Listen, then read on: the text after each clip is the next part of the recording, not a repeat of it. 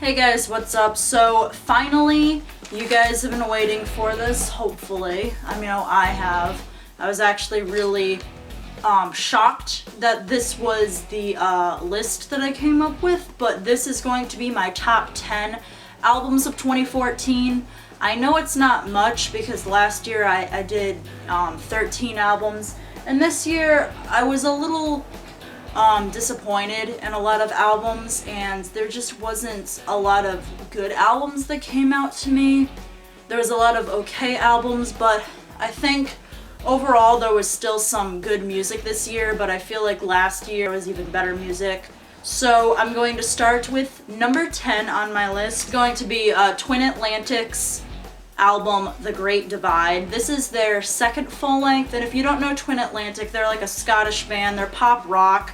I fell in love with their first album. That's one of my favorite albums of all time, and they're not very well known because they're from Scotland, but I love the lead singer's unique voice. You can really hear his accent when he sings, and it just sounds so unique, and it sounds really nice in that kind of music. And they did something a little bit different with this album. They kind of touched on a bunch of different emotional subjects that were close to them. This album was a little bit more poppy than the last record, to say the least, but I still really enjoyed it. Musically, I think they did a lot of great things on this album. There's some amazing drum fills, there's some really killer guitar lines, and vocally the lead singer sounds awesome.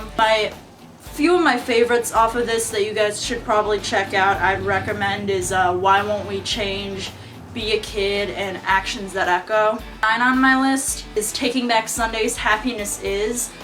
I was really excited to hear this album because I was so impressed with their last record, their self-titled record, and Taking Back Sunday is one of those bands that just always comes out with great singles, and they're some of their most memorable stuff, and I think this album has some of the best singles they've ever written.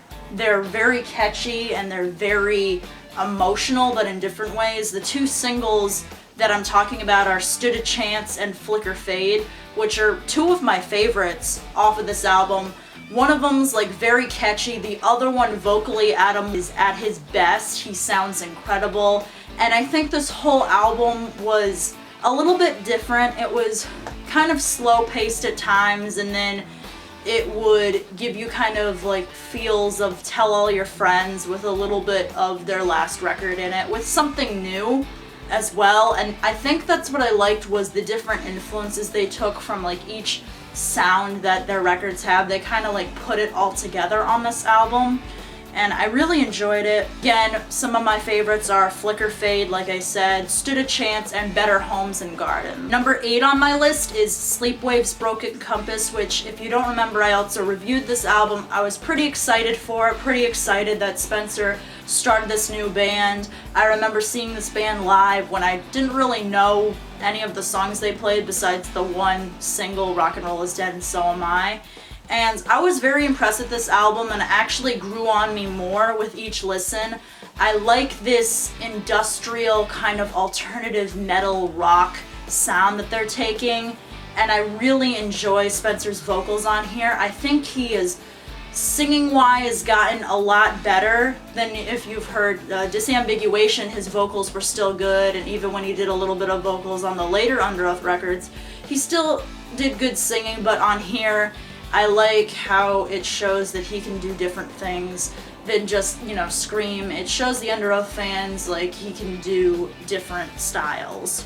Some of my favorites off of this were The Wolf, Paper Planes, and Replace Me. Number 7 on my list was actually a very surprising album that I'm surprised this even is on my list. And I don't know if people would expect it from me or not, but this is a record I didn't start listening to until a few weeks ago, and this is Chiodos' album Devil. I've never really been the biggest Chiodos fan at all. I wasn't too fond of their first full length they did, and I wasn't really into the style of music they did.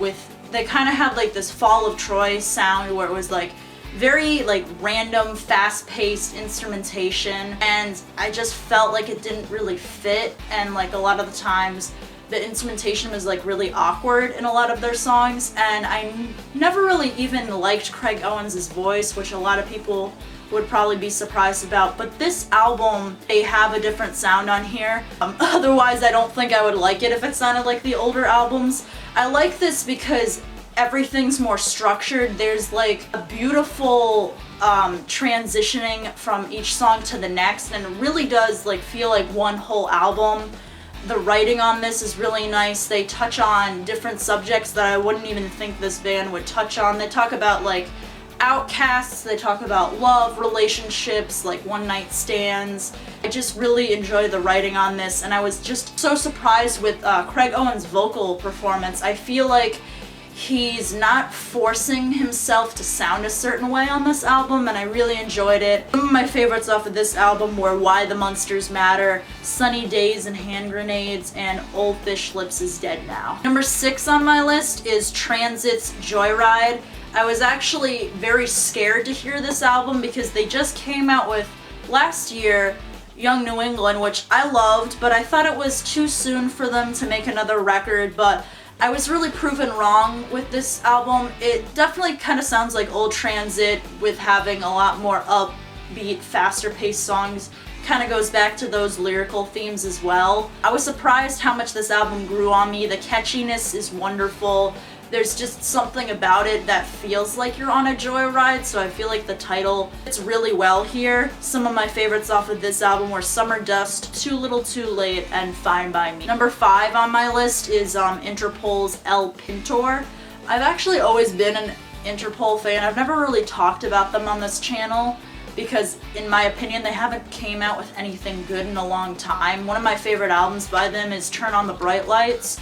And I think they kind of go back to that creativeness with the guitar lines, the bass, and the drums here. There's a lot of really solid bass work, and I like how a lot of it just drives a lot of the song. The guitar lines on this are really cool. There's some really nice things that add a little bit more than Turn on the Bright Lights did, and I think there's a lot more lyrically better songs on here than Turn on the Bright Lights. But overall, I think they've stepped it up compared to their last release, which I didn't think was that good. I kind of thought it was a little bit more commercial. I feel like this album has Interpol's signature sound. Some of my favorites were All the Rage Back Home, Same Town, New Story, and Ancient Ways. Number 4 on my list is an album that I reviewed, and I loved it from the start, and I still love it today, and that's Gaslight Anthem's Get Hurt. This album really kind of brings you back to like vintage rock and roll music, and I like how they're not afraid to kind of bring that vintageness back out, and you can really feel it with the production and how the guitars sound and everything else. It's overall a really beautifully written album that has some really cool tracks to jam out to. Some of my favorites were Break Your Heart, Dark Places, and Stay Vicious. Number 3 on my list is Amorosa's Verses. I really actually enjoyed this album. I'm not a huge Emarosa fan. When Johnny Craig was in the band, I didn't mind it and I felt like his voice fit the band, but I feel like their new singer Bradley fits this band even more than Johnny Craig does. There's something about his voice that gives it more gumption and distinction here, and I just really loved how this album was written, and again, it felt like one whole album. All of the songs just flowed together very nicely, and instrumentation-wise, I think they did a little bit more different, some more slow-paced songs than you would expect Amorosa to do, but there's some great songs on here. Some of my favorites were Mad, as well as Gold Dust, and Same Type Bro. Number 2 on my list is probably an album people would obviously expect on my list, and this is Circa Survive's Dissensus. Circa Survive is one of my favorite bands. I loved this album. I think they took a more psychedelic vibe with this album, and I really like the way the guitar effects sound with like the guitar pedals and such. They do some really cool things here. Anthony Green still brings it every time, and this album, like I said too, also just feels like one whole piece. It feels like it almost tells a story, and I think a lot of Circa Survive's albums do that really well, and they pick the right songs to go in the right order for the right mood and mindset and such. And number 1 on my list is, and I don't know if this is a shocker or not, but it is Beartooth's Disgusting. This is their first full length. Caleb Shomo's kind of new band. I saw them at Warped Tour and they did phenomenal, and this album is one that I have gone back to from the moment I've listened to it. It's one of my favorite like hardcore, kind of hardcore punk albums. I think Beartooth is going to get bigger, and I think they're going to be one of the bands to look out for in the next years coming. I think they're going to keep making great albums like this one.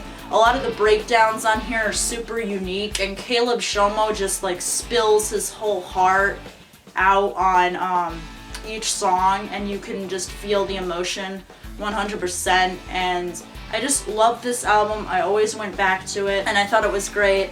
So that was my list for the my top 10 albums of 2014. Remember, this is just my opinion, so if you say I don't have this album in there and I don't have that album in there, sorry. This is just my list. Comment me down below and let me know some of your favorite albums of 2014, and maybe see how similar they are to my list. Anyways, guys, give this video a like, subscribe if you want to see more. Of course, in the next year, I will be doing more album reviews. Hopefully some like throwback stuff is what I want to do as well.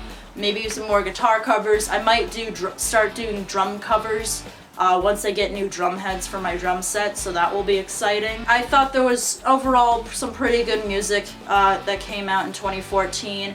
I'm surprised there wasn't one pop album I really liked, but pop and like rap, hip hop didn't really stick out to me a lot this year. If you're kind of wondering maybe why there's not so much musical diversity on this list, it's just because I didn't think those specific genres really had any good albums. Stay tuned, guys, for more videos, and I'll see you guys in the next year.